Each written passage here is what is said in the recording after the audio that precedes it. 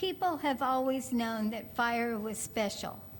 Long, long ago, before people made matches or candles, or even made houses, people knew that fire was special. There was the great fire in the sky, the sun, which made the earth warm and made night into day. And there were the smaller fires that people made, fires that cooked their food and kept them warm and brought them light. People honored the fires because fire was special. Fire was more than human. Fire has power. It can create and it can destroy. It can bring light and it can burn. It can create and it can, It can create and it can destroy. Fire can be wonderful and fire can be terrible. We have to be careful with fire. And so people thought that fire was something sacred and holy. Some people even worshipped fire and said that fire was a deity, like a goddess or a god. Other people said fire wasn't actually the deity, but just meant that the deity was there. No matter what they believed, people all over the world gave fire a special place in their religions. They had fires in their homes, of course, to cook food and keep warm, and they also had sacred fires in their temples. They set sacred lamps on their altars. They lit sacred bonfires outside on the hilltops and in the groves. They placed sacred torches near the graves of those who died. And we still do this today in Washington, D.C., where the tomb of the unknown soldier burns, an eternal flame that never goes out. In churches at Christmas time, many Christians light 4 candles on an Advent wreath. During the 8 days of Hanukkah, Jews light the 8 candles of the menorah. At Diwali, Hindus set small lamps all around the house. And when Unitarian Universalists gather, we light a chalice. This is our sacred fire. Good morning, everyone. I'm wondering if there's any young folks out there or folks who would like to come forward for our first Wonder Box of 2026. You can get a perfect report card or a perfect attendance record this year. You're already there, 1 for 1. But for Wonder Box time, I'm wondering how we're going to start the year. So I wonder what do you think might be in the Wonder Box, given what Lynn and I have been talking about so far today. What do you think might be in the Wonder Box? Fire? I hope not. Let's see. What do you think? Maybe a candle? Ooh, matches. Well, let's find out. Anyone want to open the Wonder Box? You want to open it? Okay, you open it. Come on up. There you go. Careful if flame shoots out. Okay, lift it up. Oh. Okay, good. So what are those? Matches. Excellent. Whew. Our insurance won't go up this year. That's good. So matches. Oh, you know what these can do? Make fire. Light a candle, do a lot of different things. I promised I'd only light one, but not yet. Light this on fire. So here's the thing. Fire for kids and for adults, we have to be really careful, right? Right? Smokey the Bear talked to us about that. Now, here's the thing. How many of you love fire? Let's raise your hands. It's okay. Or what about indifferent to fire? It's not my thing. I'm more water or something else. What about, and this could be for some of us, what about people who are afraid of fire? Or maybe a little more cautious around fire? That's good. That's good. So fire can also be a symbol of fear. We just had a song where we said, I know my fear will burn away. Well, what if my fear is fire, right? So here's the thing. The thing about fear is that sometimes it's really easy to avoid it, right? I'm afraid of clowns.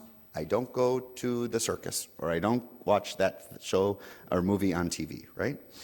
Or fires, I don't go camping, or I don't do the thing. Someone might do that, right? But sometimes the further away we are from something, the brighter it gets, or the more it comes in here. I can't stop dreaming about a clown. Okay, sorry if there's clown fears in here. I'm starting off on a bad foot with my improv. But sometimes it's good to experience our fears, or not experience them like too much, but just a little bit, right? So having this fire up here with our chalice every week might help someone out there, like Sally or someone, say, okay, I like the fire over there. That's a little safe, or things like that. So sometimes a little bit of facing our fears can be helpful for us. And when we do it together, it can be really helpful, right? Okay? So here's the thing also about fire, is that fire can help to bring us warmth, and can help to bring us s'mores, and it can help us to burn away things. What are things we throw in the fire? What are things we put in the fire? Yeah? Wood. Excellent. Paper. Yes? Coal. Ooh, yeah, yeah. Sometimes cardboard. Yes, that's right. Especially when I forget to put out the recycling one week and I have to break it down a little bit faster. You have a little outdoor fire pit. So when we put things into the fire, it helps to bring the warmth up a little bit. And then when we do that, then we can warm our hands and we can do things like that. So I'm going to light this, and I want us to also watch how this little stick, and whatever's on the top there, we'll ask the scientists afterwards, turns from, you touch it? Is it hot? No, not hot, to hot. Okay? And let's watch and see what happens.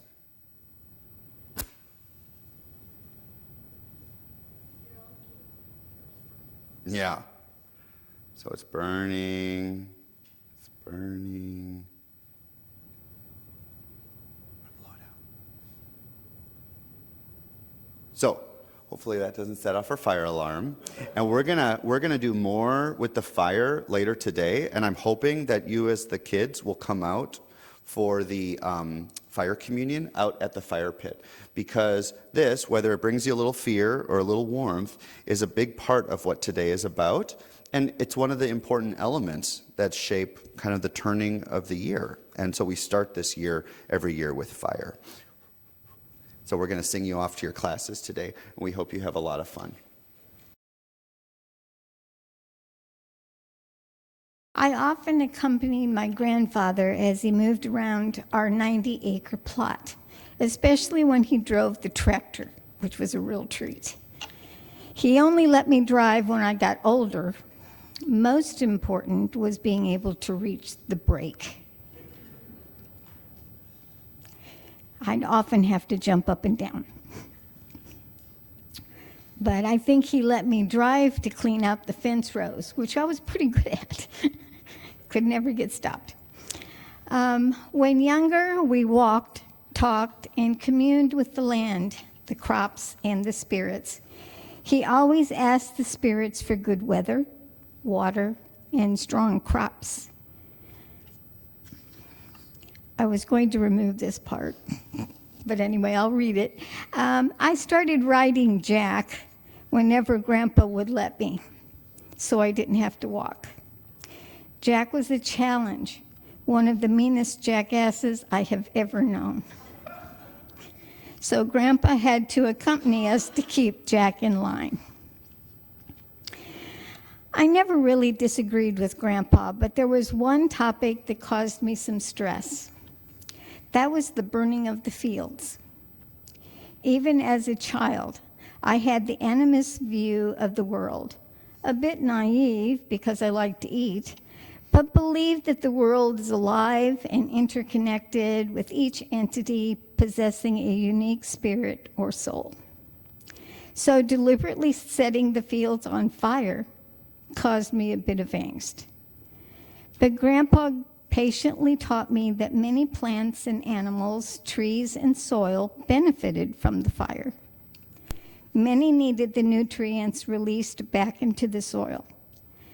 Many required a clearing of the old, dead vegetation in order to receive sunlight. Predators needed less vegetation to find their prey. The prey needed their burrows and nests cleaned out before they could build new ones. The cleaning of the fields also prepared the ground for the rotation of crops. Sunflowers on the outside to attract and utilize pollinators, corn for its height, beans to climb up the corn, squash to cover the ground and preserve moisture, clover and hay for the farm animals and chickens. Even though I still have trouble with controlled burns and deforestation, I do understand the importance of those fires and that in many instances we must clean or destroy what holds us back to allow us to grow and move forward.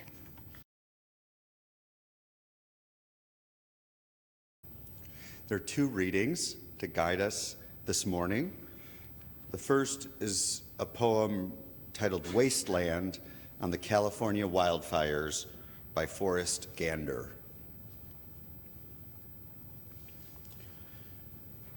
Green spring grass on the hills had cured by June, and by July gone woolly and brown, it crackled underfoot, desiccated, while within the clamor of live oaks, an infestation of tiny larvae clung to the underleaves, feeding between veins.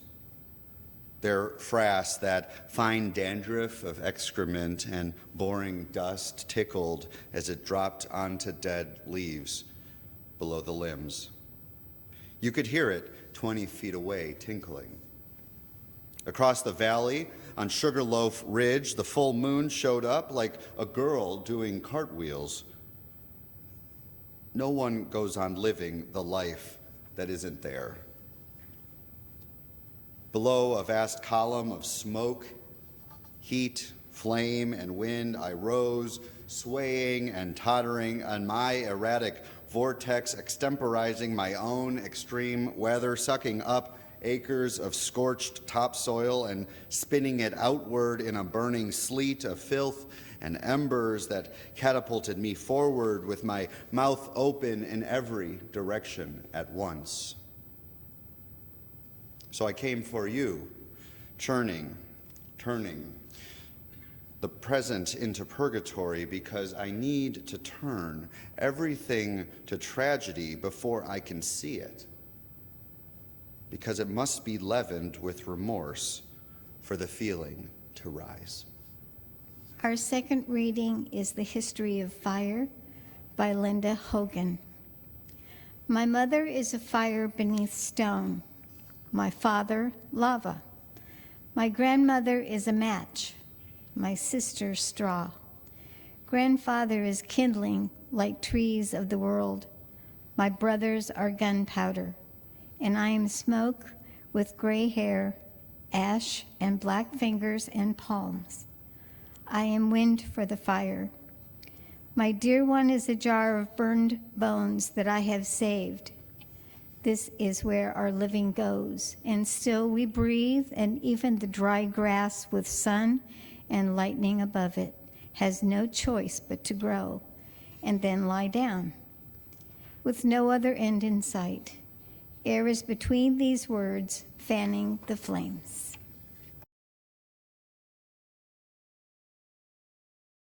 For a few years now, our community has marked the beginning of the new year with a special service that centers on the element of fire. Similar to the profound ways we begin and end our congregational year in August with a water-themed service, and in June with a flower or earth-themed service, the fire communion each January is meant to bring us warmth and vision in the cold days of early winter by sparking anew the fire of commitment within each of our hearts and within this community for the life and love and values that we hold dear. We begin this year, 2026, with a recommitment to these passions and for this struggle in which we find ourselves engaged. And so, like in every year, we are asked the question of what must end in order for new life to begin. Or as Lin reflected earlier, we must consider how we can face what holds us back to allow us to grow and move forward. I want us as a community to find a way to move forward in this new year. To do so, we must find a way to embrace the power within each of us and this congregation to participate in a controlled burn of sorts. And this congregation can do this by lighting something of not just what must end, but a making way for what must arise in its place. Over the past few years, one of the ways we have done this is through the burning of a piece of paper where each of us can write something on it that we are ready, or at least we want, to let go of. And we will do that again this year. You will have a chance to write something down and release it into the fire after the service out at our fire pit. But first, I thought it would be helpful to speak briefly more to one of the byproducts of this whole metaphor and ritual of this first service of our new year: ashes. I wish to speak to you of ashes because I think amidst our passions, fears, anger, uncertainties, hopes, and other emotions, the ashes of our burnt offerings, our effigies, our wishes and prayers can sometimes be overlooked. The reason I chose to focus on ashes this year was because of a poem I came across from Emily Dickinson. You may have heard it before or not, but I thought I'd share it with you. Like most of Dickinson's poetry, it is untitled, but if you are following along, it's number 1063. Here it is. She writes, "Ashes denote that fire was. Revere the grayest pile for the departed creature's sake that hovered there a while. Fire exists the first in light and then consolidates. Only the chemist can disclose into what carbonates." Like most of Dickinson's poetry, her precise, profound words are worth unpacking. They're worth a second reading. They're worth a closer look. I find great wisdom in invitation to consider the relationship between ashes and, as she says, the fire that was. This perhaps is most illustrative in the aftermath of wildfires like the one described in the first reading today. In Gander's poem, he describes the wasteland that results from a recent California wildfire. Which one, I am not sure, as there are unfortunately too many to keep track of these days. Regardless, though, he describes some of the life that emerges out of the death of what once was taken by the fire, acknowledging that, quote, "no one goes on living the life that isn't there." Isn't that relatable? And yet most of us continue to live through the fire, beyond the fire, among the ashes, wondering and worrying what life is still possible now. In that sense, the ashes are a bit of a purgatory, as he suggests, as he waits to leaven the tragedy into a feeling of possibility of what might be, perhaps yet still new life. These days, a lot of life can feel like a wasteland, walking through the remains of a fire that once was or that still rages on. The news of another international conflict, this time with Venezuela, offers yet another reminder that the fire of war and imperialism goes on, even when some have thought it had died down. But even small embers can be fanned into a great fire again, and so we are in that sense surrounded by both ashes and fires, of course, of green life, organic life that must be protected and cared for. Not everything must burn, though. It is not time yet for everything. There is still hope and life to live, and that belief invites all of us to consider what we will do amidst the falling ash and raging fire of our days. One thing we can do to live among fire and ash is to see the sacredness that some ash represents. Ultimately, Dickens' poem is one of reverence to the departed creature, as she calls it. She tells us to revere the grayest pile. No matter who or what the departed creature may be, we are asked to consider the creature that was, including ourselves, the life that was, the creative force that has since transformed into something new, a new carbon life beyond life and death. And we, chemists as we are, can look to the ash and reflect on what was and how that life perhaps is worth remembering and honoring in some way. Similarly, those things that we wish to not remember but rather forget and leave behind are also amidst the ashes mixed in. The ashes rarely look too different between those that are made of love and those of hate. Rather, the ashes, when fully consumed, are indistinguishable.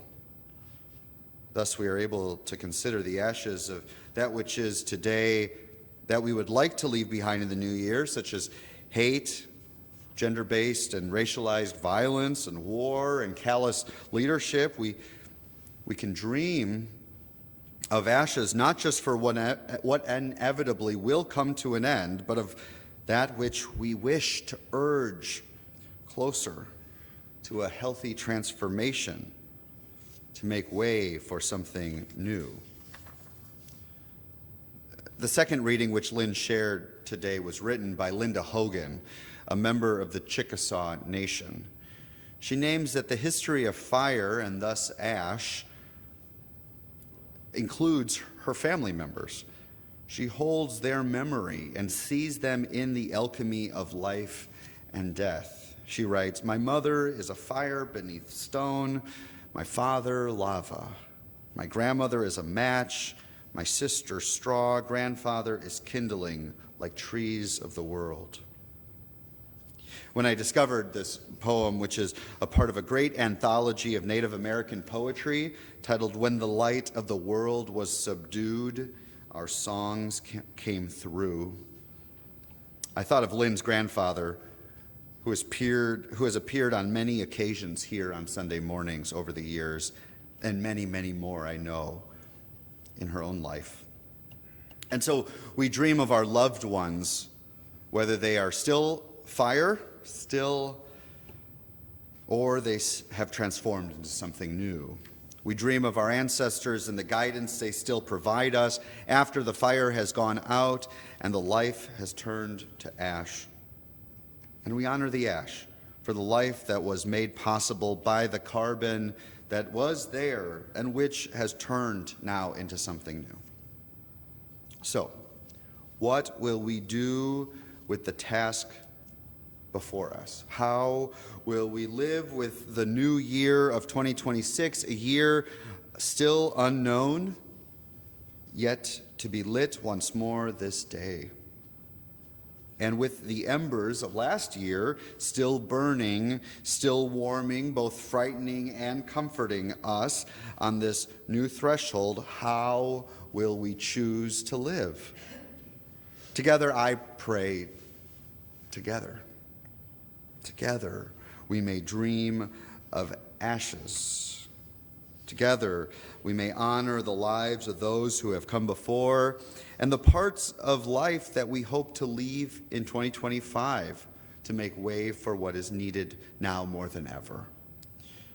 So in a moment, we are going to take a couple minutes to write down something on the piece of paper that you would like to add. It should be near you. Pencils should be near you.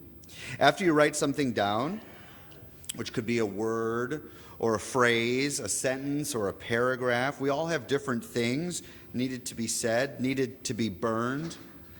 I invite you to hold on to it.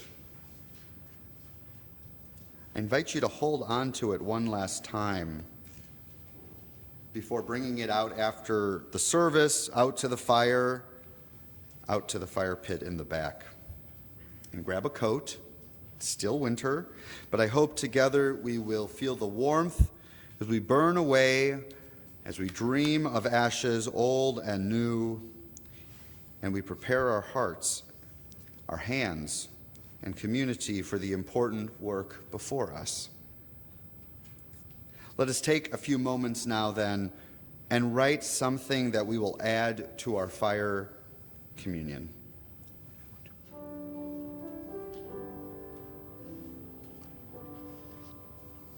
As we come back together, I invite once more the words of Emily Dickinson to light our way and remind us of the process we are all a part of as precious creatures in this life. Ashes denote that fire was. Revere the grayest pile for the departed creature's sake that hovered there a while. Fire exists in the first in light, and then consolidates. Only the chemist can disclose into what carbonates. May it be so, and amen.